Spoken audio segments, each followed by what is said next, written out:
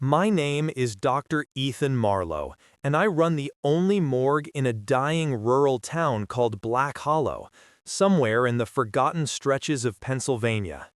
Back then, a vicious epidemic had swept through the countryside. People who laughed at breakfast were in coffins by sundown. Bodies came in so fast that my assistants couldn't keep up, and I, foolishly fascinated with death, never turned away a corpse. That night, the heat was suffocating. The fans hung motionless, the air thick enough to chew. The huge steel lamps cast a sickly yellow glow across the room, illuminating the pale shape on my table. A man, maybe 40, stiff, bloated, and oozing signs of the plague. My assistant, Kevin, wiped his forehead. "Doc, the windows, something's out there." I didn't bother looking up from the incision. Carrion birds were common here. But then I heard it. A low, rhythmic thumping. Wings, huge wings. As if something heavy kept bumping the window glass. Kevin whispered, "Doc, they're gathering again." When I finally glanced up, I saw them. Owls, dozens of them, perched on the trees outside the morgue, their silhouettes shaped like hunched shadows. Their eyes glowed like embers. One of them, massive, far larger than any owl I had ever seen, scratched the window with its talons. It felt like a warning. I muttered, "Close the damn window, that stench is driving them wild." But before Kevin could move, the giant owl enters. The glass rattled once, twice, and then, crash. A giant owl burst through the open vent like a demon from some forgotten folklore. Its wings spread wide enough to brush both walls. It circled above my head, its screech so shrill it cut through bone. I shouted and threw a scalpel instinctively. Pure luck, it struck the creature's eye. The owl released a blood-curdling cry, thrashed violently, and shot back out into the suffocating night. The room went dead silent. Kevin trembled. "Doc, that was no normal bird." I didn't respond. I didn't want to admit he was right. The next morning, I collapsed into bed without even undressing. But sleep wasn't peace. My dreams were crawling. I saw corpses walking, shrouds dancing, owls perched on dead bodies, pecking out eyes. Just as I was slipping deeper into one of those nightmares, bring ring! The phone exploded into my consciousness. I jolted up, drenched in sweat. "Dr. Marlowe?" The voice was old, creaky, almost metallic. "You're needed at 7 Blackwater Well Road, tonight, 11 sharp. A patient awaits." I frowned. "That area is abandoned. There's nothing there but woods and an old well." "You must come," the voice snapped. "Your patient will be waiting." The line went dead. Something cold crawled up my spine. By late evening, the heat had broken into a heavy fog that clung to the fields like damp wool. I hired a local driver, Hank, to take me. He eyed me strangely. "You sure you got the right address, Doc? Folks say spirits walk around Blackwater Well. That place ain't been lived in for 50 years. "Just drive," I muttered. I was in no mood for ghost tales. The road thinned into a dirt path. Trees leaned inward like eavesdropping giants. Fog crawled across the ground in pale tendrils. Hank whispered, "Doc, look." Ahead, faint and flickering, was the glow of a single light. "I ain't going any closer," Hank hissed. "You can walk the rest." Fine. I grabbed my medical bag and stepped into the dark. As I approached the rotting structure, I realized the light was coming from a lantern, but not a normal lantern. An old woman stood in the doorway, bent, skeletal, her long gray hair tangled to her knees. The lantern she held was a human skull, hollow and fitted with a candle. The flame inside flickered through its eye sockets. Her voice cracked like dry wood. "Doctor, you're late." My mouth dried.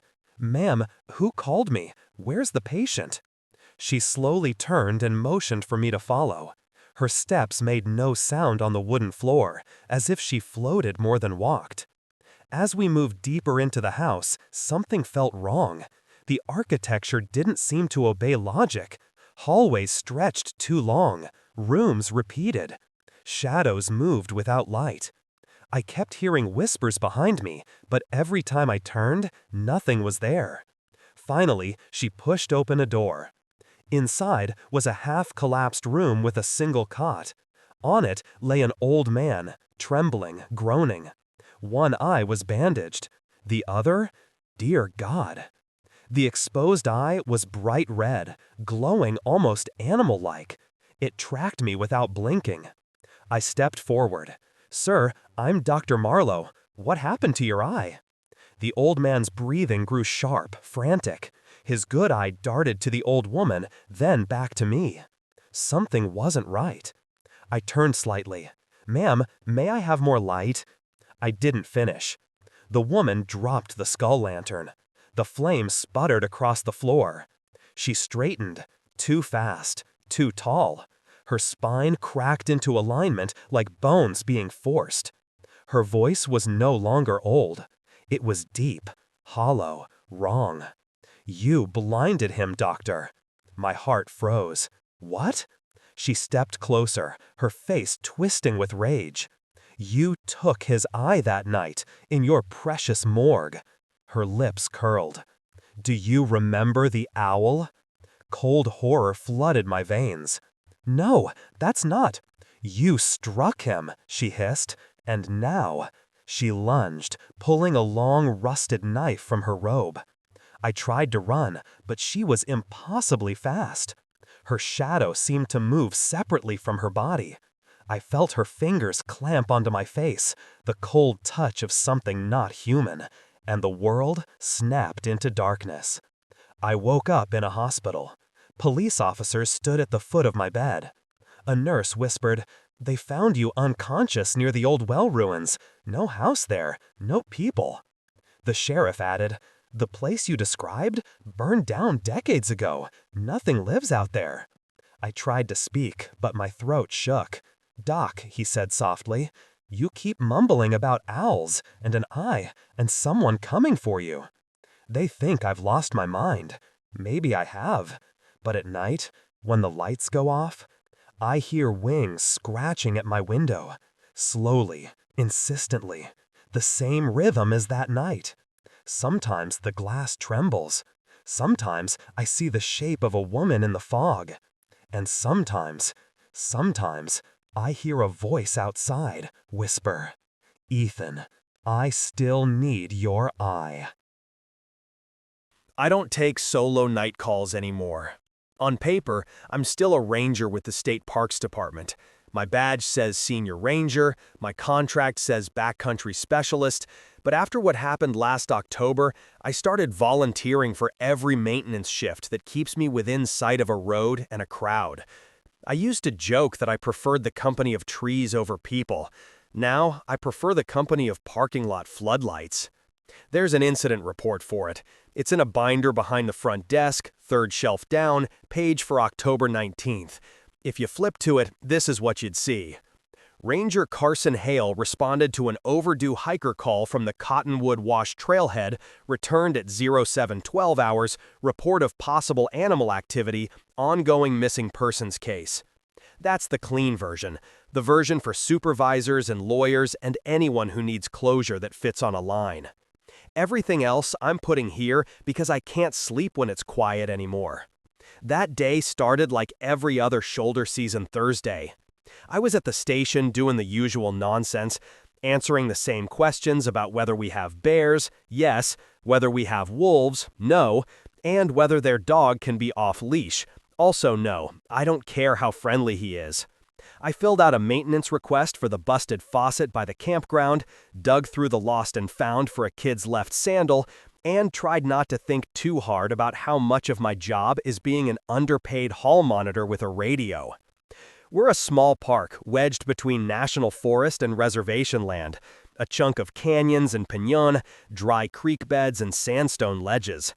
You drive east from town, past the Family Dollar and the last Circle K, hit the brown sign for Cottonwood Wash State Park, and then it's 7 more miles on a 2-lane that turns to washboard dirt if you miss the turn.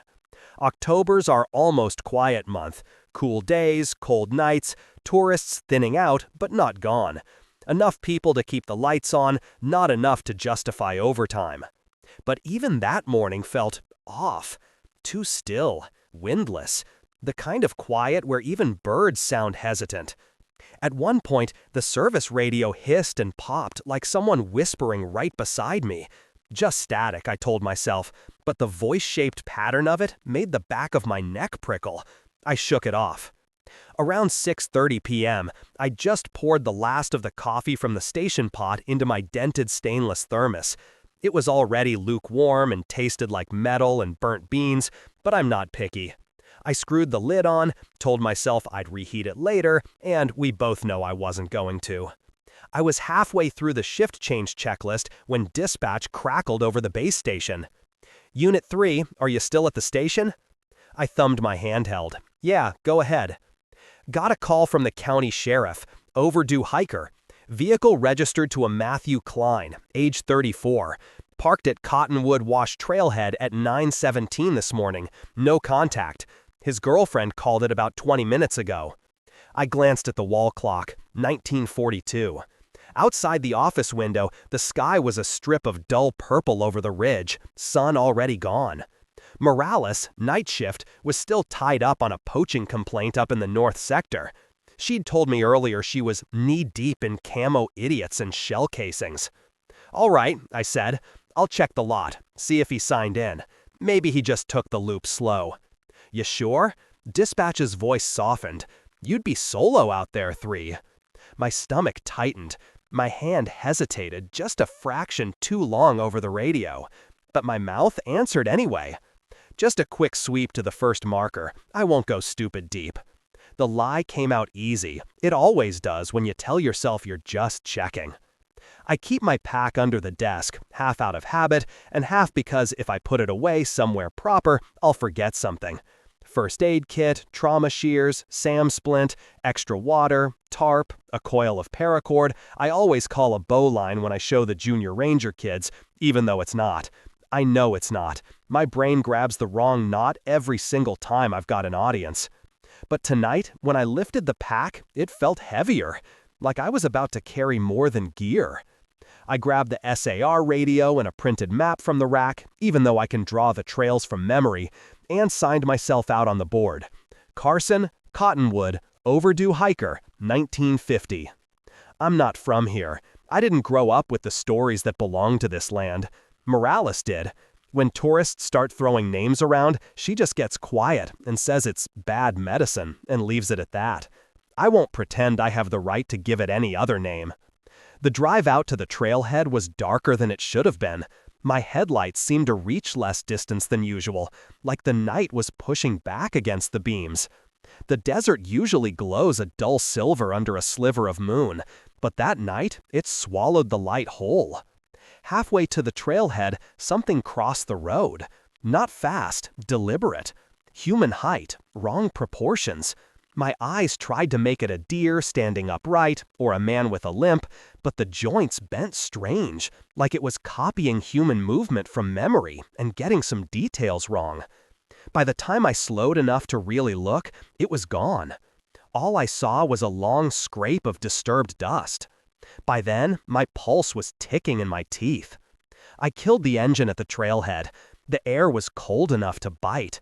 Klein's car sat alone in the lot, coated with a thin veil of road dust.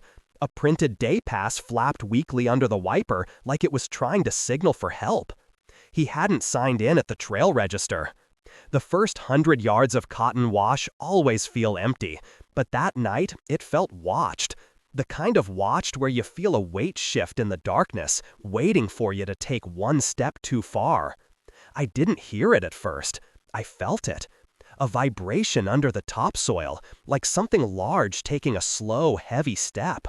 Then another. Then the sound of breathing. Wrong breathing. The rhythm off. like it was syncing itself to mine and checking for accuracy. All I know is I've worked around mountain lions, black bears, feral hogs. I know the difference between an animal that's hungry and something that's studying. What watched me that night wasn't just thinking about eating. It was learning.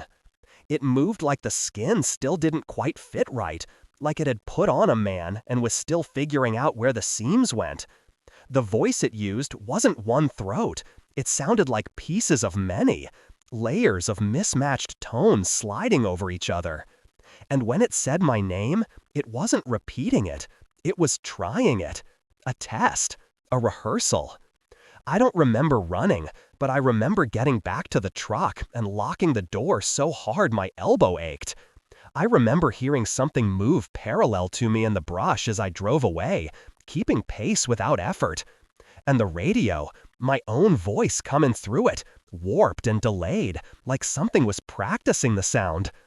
These days, when an overdue hiker call comes in near dusk and dispatch says Cottonwood and Trailhead in the same sentence, I suddenly remember paperwork I've been putting off, or a training module I promised to finish, or my knee starts acting up.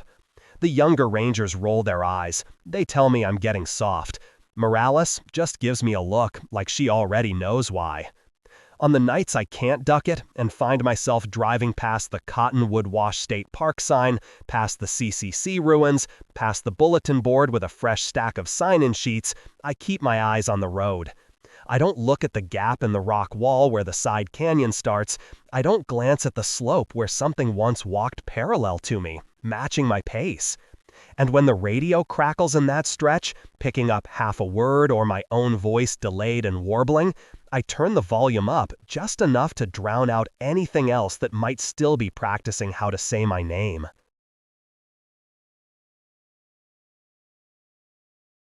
Emily's room was always warm, always safe. But safety ends quietly. And at 2:47 a.m., it ended with a sound. Slap. A freezing hand smashed across her face so violently her head jerked sideways. Her eyes shot open. Her cheek burned. Her ear rang. Her breath caught mid-air. The room was silent. Then, pang! A palm slammed into her pillow inches from her head. Emily screamed and rolled off the bed. The room looked empty, but the air felt crowded, as if someone stood right beside her, invisible, leaning close enough to breathe on her skin. Her hair lifted slightly, like a cold draft whispered secrets she wasn't meant to hear. Night 2. Open your eyes. At 3:06 a.m., Emily woke to icy breath brushing the back of her neck. She froze. A whisper slithered into her ear. Open your eyes. She squeezed them shut tighter. The whisper came again, closer, harsher, filled with hate. Open your eyes. Her eyes snapped open. No one. But her ear was frozen, like lips had been pressed against it. A faint scratching sound echoed from the corner of the room. Something shifted, something small, or maybe not small. Emily didn't dare move to check. She stayed awake the next night. At 2:30 a.m., she caught her reflection in the vanity mirror, her own face. And behind her, a tall, thin figure in the corner, neck bent sideways, head tilted, like it was studying her. Its shadow stretched unnaturally across the floor, crawling closer inch by inch. Emily whipped around. Nothing. She looked back. The figure stood directly behind her. Its face hovered over her shoulder, mouth gaping unnaturally wide. No eyes, only two dark holes swallowing the room. Its lips twitched, whispering words she couldn't hear. Then, in the mirror, it lunged. Emily screamed and knocked the mirror over. Glass shattered across the floor. In one sliding shard, she saw it. A hand with long, crooked fingers, reaching out of the reflection toward her. its nails scraping the glass with a sound like fingernails on chalkboard. On night 4, at 2:58 a.m., she woke to a dragging sound under the bed. Slow, sticky, skin scraping wood. Then gnawing, wet, rhythmic. She pulled her feet up. The sound stopped. Silence. Then a hand burst from under the bed and grabbed her ankle. Cold, bony, too strong. Emily kicked and screamed until she tore herself free. Bite marks bruised her skin purple. Her sheets had been pulled down in one sweep, leaving a trail of damp fabric, like something had crawled along them. She looked under the bed. Nothing. But something whispered from the dark, a low rasp that didn't belong to any living throat. Her parents finally told her the truth. Before Emily moved in, a woman named Laura lived in that room. And before she died, she wrote something on the wall in something brown, something that didn't look like dirt.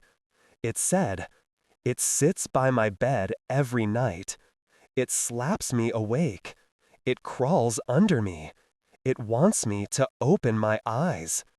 No one believed her, until she died with her eyes frozen open, staring at the same corner where Emily first saw the figure. Last night. Emily slept in the living room now. At 3:10 a.m., footsteps began. Sloppy, wet footsteps. Step, thud. Step, thud. They came from her bedroom, down the hallway, into the living room. Her blanket slid off on its own. She didn't blink, didn't breathe. A cold, wet finger tapped her forehead. Then harder. Then, wham! An invisible force slammed her head back into the sofa cushion. She screamed, waking her parents. The footsteps ran, not away, but up the wall and across the ceiling. The ceiling lights flickered like the house itself was shivering. At exactly 3 o'clock a.m., every light in the house flickered and died. Something dragged its fingers along the walls. Tap, tap, scratch, tap. Then the living room door burst open. A black shape rushed out, too fast to fully see. Its shadow stretched long and wrong, bending around corners, as if it knew the walls were not solid. A cold hand seized Emily's wrist and dragged her toward the bedroom. Her father grabbed her other arm, pulling back. They fought over her like prey, until he yanked her free, and the thing vanished. But before it disappeared, a voice hissed from the dark room. "I'm not finished with her." They moved out that night. Now, the house waits. The house is empty. But neighbors say sometimes, at night, Emily's old bedroom window shows a shadow. Tall, thin, neck tilted. And if you walk too close, you'll feel a cold breath on your ear. A whisper, "Open your eyes."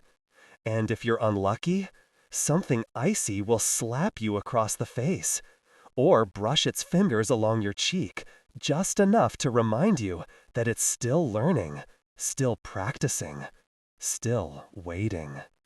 Sometimes the floors creak even when no one is home. Sometimes the hallway smells like wet soil and decay. And sometimes, if you listen closely, the faintest rasp of a voice mimics your own, calling your name from the corner of the room you can't see.